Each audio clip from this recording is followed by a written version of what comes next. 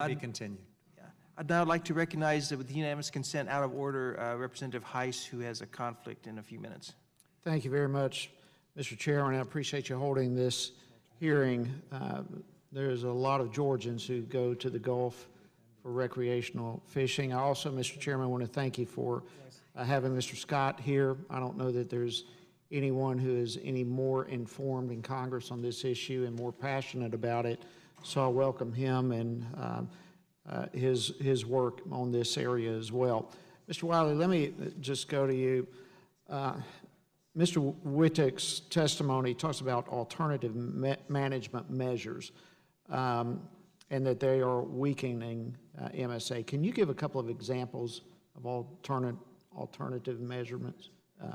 Well, yes, sir. In Florida, in our nearshore fisheries like red drum, spotted sea trout, snook, we manage more to a biomass scheme where we actually use spawning potential ratios. We monitor closely. We do 3-year stock assessments, use solid science.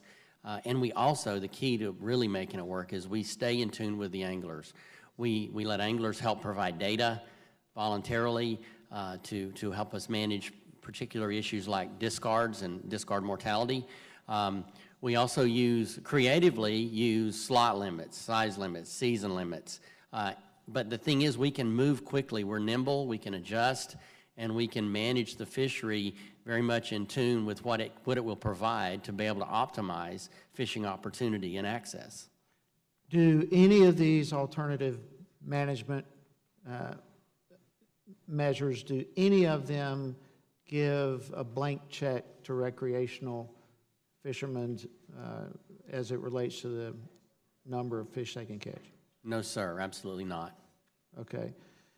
Now, the quotas. Explain to me how the quotas are divvied out, who has them, who gives them away, how does that process work? Well, with the quotas with regard to like the red snapper fishery? Right, Yes, sir, that's through the council process, and there's an allocation process based on historic analysis of historic landings and such, and so it's partitioned out or allocated to the commercial sector, and then now through the council are further allocated to the charter for hire sector and then the private boat recreational sector.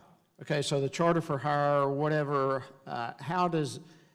who is giving it to those individuals? In other words, are there commercial fishermen or who gets them and then actually divvies them out? Well, it's done through NOAA Fisheries. I mean, it's actually the actions are taken through NOAA Fisheries actions at the recommendation of the councils. I guess what I'm getting to, are there any, from my understanding, are there fisheries, are there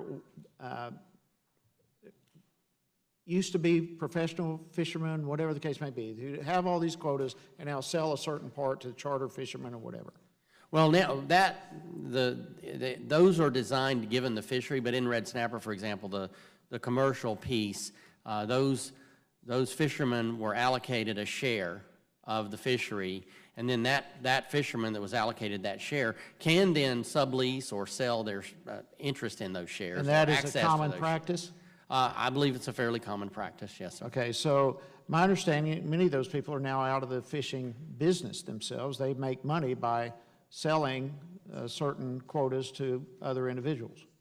You know, I've read about that, but I won't have personal knowledge of any individual that whether they're still in or out of the business, but I do know that they do outsource or lease out access to their shares. Is that something that would be worth monitoring so that we know who is doing that? Because there's obviously an issue there.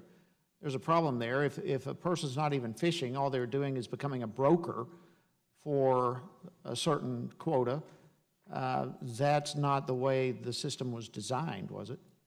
Well, I don't think that's the way most people want to see the system work, many people, but I do think it's something worth monitoring and watching because I know it has created a lot of concern and a lot of, you know, a lot of feeling that the fisheries just, you know, being locked in. I would agree, because here's the deal, my time's about to run up. If you're a fisherman, you're the one that wants the quota. And if you're not fishing, but you're just a supplier of all this, and now you're going to sell them, and you're going to make potentially millions of dollars selling quotas, and you're not even fishing yourself, you become a broker. That is not the way this system was designed, and that's an enormous weakness and a flaw. Yes, sir. Okay. I wanted clarification on that. Thank you very much, Mr.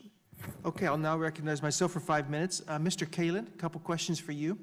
Your testimony mentions multiple times this notion of best available science.